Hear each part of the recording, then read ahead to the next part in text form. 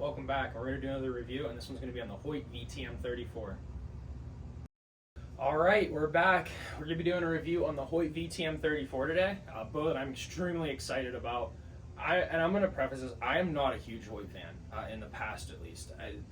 Before they came out with the new cam system, I mean, I respect them as a company. I just never liked the feel or the grips. That's just my opinion.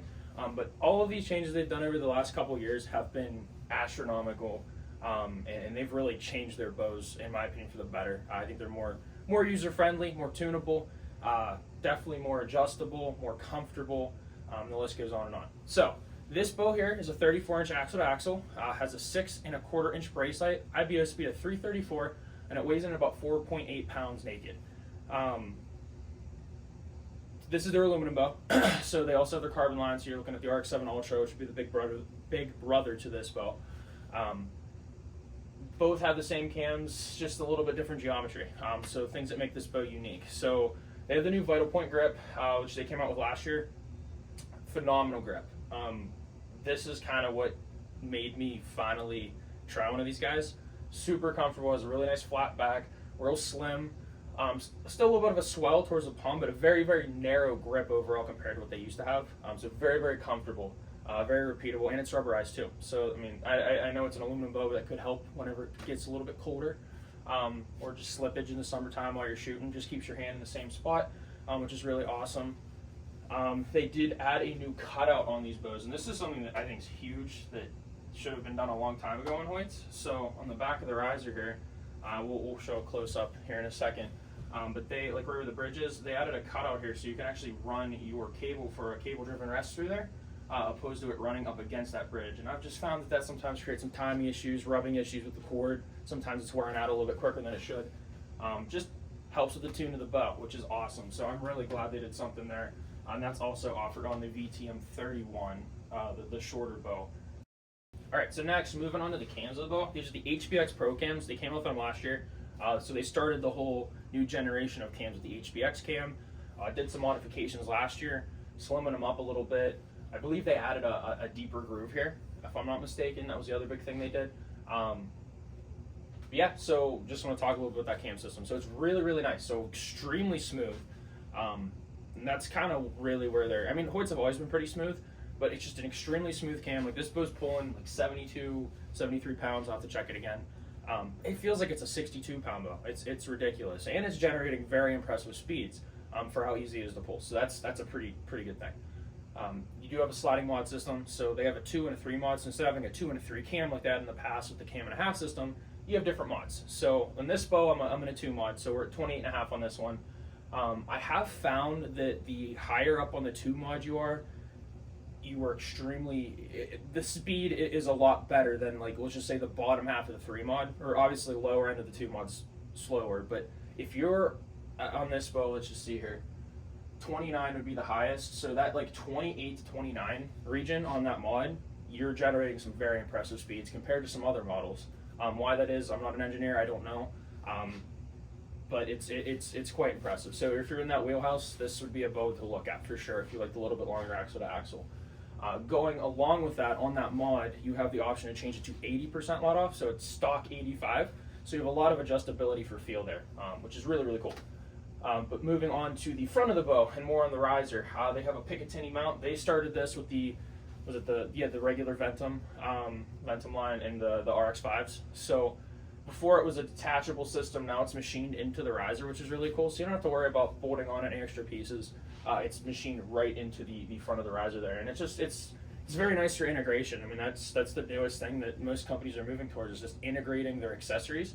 So we have a sight that's sitting more towards the middle, and very, very nice quiver that's sitting tighter to the bow now. Just everything is getting really tight to the riser, and that's awesome. So when you're walking through the woods or you're just shooting the bow in general, you know, everything's nice and compact and it's balancing out a lot better. Talking about the quiver even, might as well show you all that. Let me spin it around here. Vice is kind of acting up these days. So this is the super light stretch from Hoyt. So they have a whole bunch of different quivers. This is my favorite one they offer. It's very similar to the Matthews Low Pro Detach. So you get that longer rod here. You have a connection point up here with the actual quiver hood.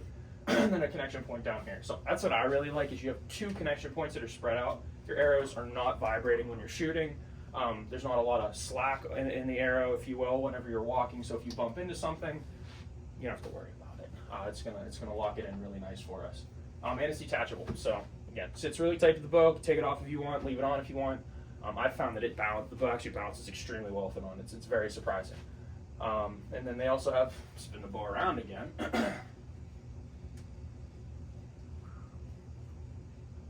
Very, very cool back bar mount. So the SL sidebar mount, super minimalistic. You know, most bows you're running like a Shrewd Atlas or an AAE gripper or whatever it might be, which those are all very, very nice back bar mounts.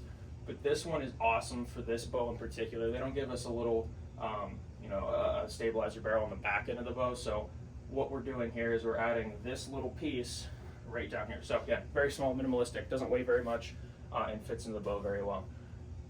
But going along with that, just in terms of this setup, what I'm running Cutter stabilizers. If you're not familiar with them, they're a really small company located in Colorado. Super, super awesome guys. The owner, Earl, makes some great products. So it's just a true micro diameter bar using a super stiff carbon. They look sick. They work really well. I've been using them for 4 or 5 years now.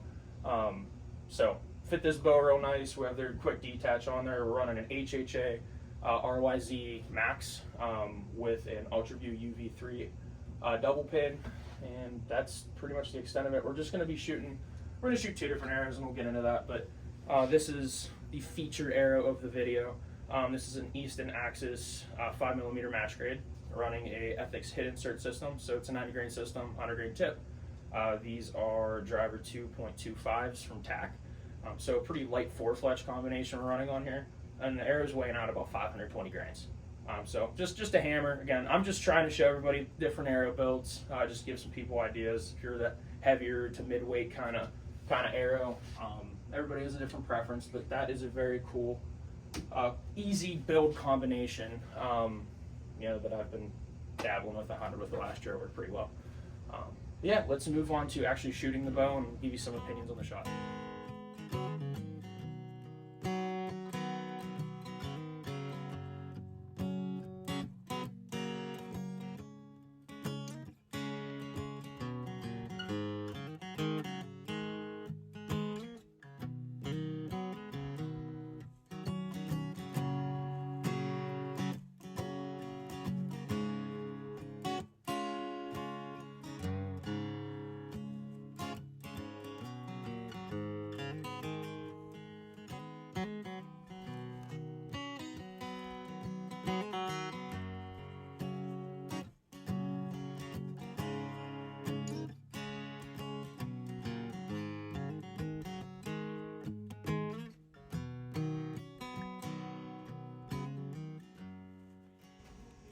Alright, so we're going to shoot this bow a little bit. I know in previous videos I did do some tuning, like a quick paper tune. I'm not going to lie, I already did paper tune this bow. I've been kind of limited on time. I just bought a house. We've been extremely busy, so that's why I've been making many videos lately. But I did already paper tune this, so again, I'm not gonna sugarcoat that, but I do want to talk about that real quick. So this one went together pretty well. Most Hoyts do. They're very easy to tune bows. All I had to do is flip a shim, and their shim system's pretty simple. They have a couple different sizes, but just 2. I don't know the exact material, so I'm not going to speak on that. It's not a metal. They're some sort of composite. But they're 2 shims on each side, kind of like they've always had, but you can actually tune them now with that. And I think I just had to flip the bottom shim, and I got a bullet. But it went together extremely easy. So nothing crazy there. Nothing shocking. Maybe down the road we'll do a tuning video on this bow if we change arrows or whatever. Yeah, so we're gonna go ahead and shoot the bow a little bit. I'm gonna give you some of my opinions on the feel and the cycle, and then we're gonna go over through the chronograph after. So we'll start off with 1 shot. I'm gonna leave the quiver on for the first 2, and then we'll take it off for the second 2.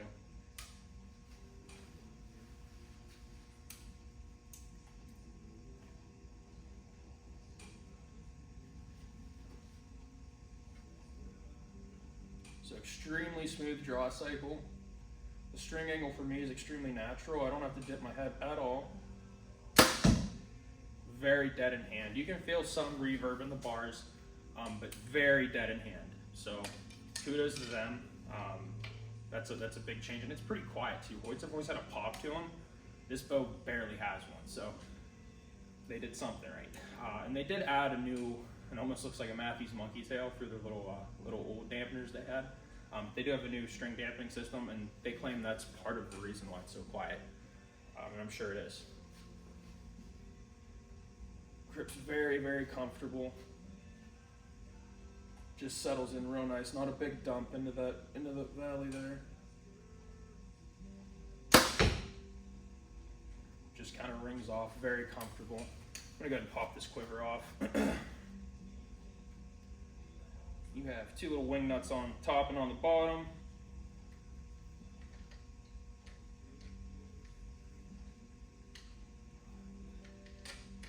Just gotta slide it off here. Come on now. It's usually not that difficult, I'm just making it difficult. Okay, set that down here.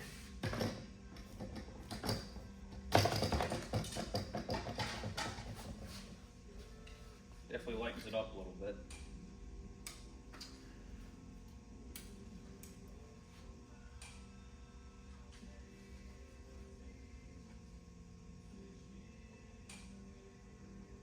Pin settles really nice. Feel a little bit more vibe because we took some weight out of the equation, an extra rubber and all that, but still, I think it's just the bars, it's not the bow. I figured out, if you go back watch my prime video, I talked about a little bit of that, and it was the bars. I played with a couple different ones, and the bars that were on that bow definitely had a little bit of reverb. One more shot. Again, I cannot stop talking about how smooth the draw cycle is. And this bow's set at 85% let off. We've got to let it down here. Very easy let down. Doesn't want to rip out of your hands.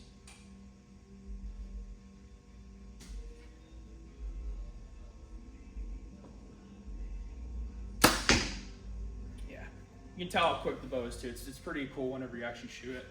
For a longer bow, they usually kind of have that thud and just kind of sail. But it actually kind of spits them pretty quick. And again, we're going to get into that here in a couple minutes. But overall, I mean, I absolutely love the draw cycle. It's probably top 2 or 3 best draw cycles right now in the market. So you really can't beat that. Pretty solid back wall. Hoyts have always been kind of notorious for having a little bit of sponge to them. Very solid. So very impressive there. Barely any vibration, pretty quiet. It's not the quietest bow, but pretty quiet overall. They kind of knocked it out of the park with this one. I know I'm not really talking crazy things right now, but compared to its predecessors, this may be the best aluminum Hoyt they've ever made, in my opinion. And I've tuned a lot of them. I've owned. This is my first aluminum, so I can't speak for the other ones, but just from the amount of the bows I've tuned and set up for people and dealt with over the years, this bow is extremely impressive. So it's definitely one that I'd have on your radar, coming into the hunting season here if you're looking for a new bow.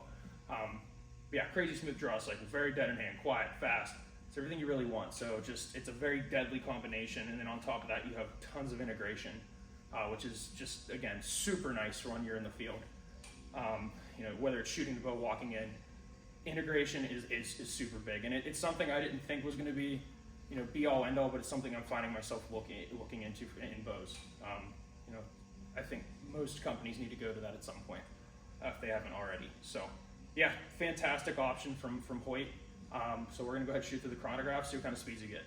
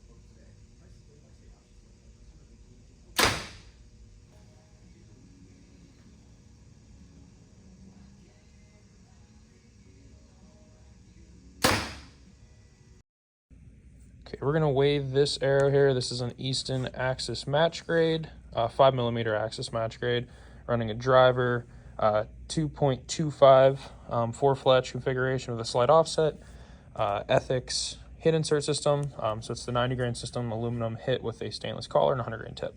And we're coming at 520.4. The other arrow we're going to run through the chronograph is a Victory Rip XV Elite.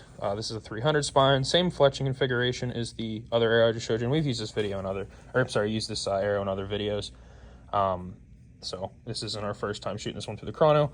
But just want to verify the weight. We're at 427.3 on that one, so almost 100 grains lighter. So we'll get a good speed rating on that too. All right, so we're gonna run it through the chronograph. We're gonna start with the Axis setup. This is a 520 grain arrow. This bow's pulling 72 pounds at 28.5 inches of draw. So pretty average Joe setup here. I didn't mention, I did change the strings out. These are gas high octanes. I just wanted to give them a try. So they're not stock strings, but just wanted to let everybody know that is a factor. Whether that's gonna help or hurt, we don't know. But I'm gonna go ahead and rip one here. See what we got.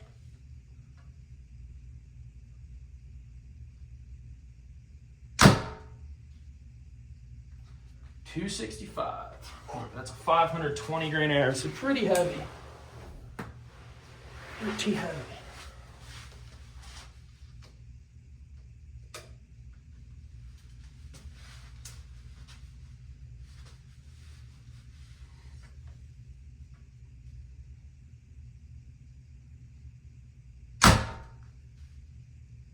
.264. Shoot one more just to verify.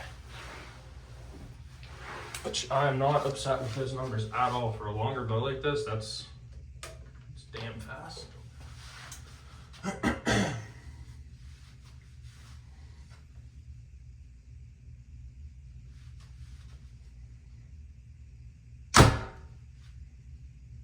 Duplicate.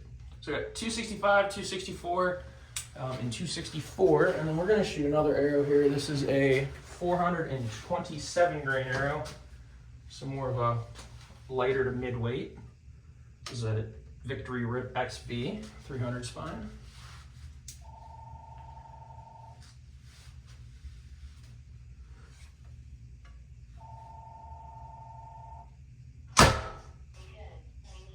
.290. That's no slouch there.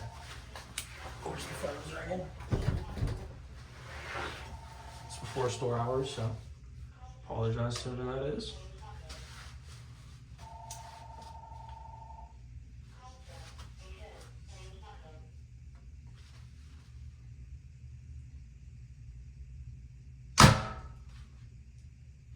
.289.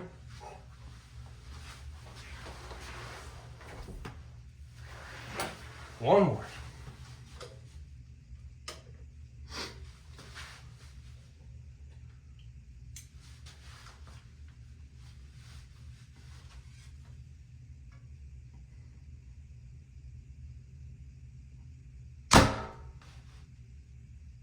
.289. Okay, so we got 265 with the 520. We'll just say 289 with the 427. So those are two very, very awesome numbers. All right, that wraps it up. We just did our speed test, so hopefully that answered any questions that you may have had, about this bow and what it's producing at normal guy specs. I'm impressed. I think Hoyt really, really knocked it out of the park with this bow. It's like I said when we were shooting out in the range. I think it beats its predecessors by a pretty solid margin. Very smooth, balances very well. Much quieter than their other years. That's one of my only complaints. Is it's still a little bit louder than some of the other bows out there, but it's one of those little minuscule things that really doesn't matter. If I had to find a con, that would be one of them. And the only other thing I could find as a con is it's a little heavier than some other bows. But most of my bows weigh out about 8.5 pounds. This is 8.7 pounds with a fully loaded quiver. So not bad at all. If that's a problem, something to think of. Also, there's some heavy arrows in this quiver too, so that never helps. But yeah, I mean, great bows, super smooth draw cycle, pushing some very good speeds with some pretty heavy arrows. 265 with a 520 is pretty good. With again longer bow, the IBO's at 334, so very impressive. On top of that, you get all the integration features. So you have the inline sight system, low pro quivers, very minimal or minimalistic back bar mount. You have the option to run a dovetail QAD if you want to run an epsilon on this one, just 'cause it's what I prefer. But I mean, this bow is lights out, and it's definitely one that should be on your radar if you're in the market for a new one this season. So that pretty much finishes it up here. I appreciate you for watching. I'm Brendan, this is Closer, and we're excited to make some more videos for you here soon. Again, I apologize to anybody who's subscribed and I haven't been making videos. I've just been extremely busy lately, so we're going to get back on it here, and we got some cool stuff along the way here. So we'll see you next time. Thanks.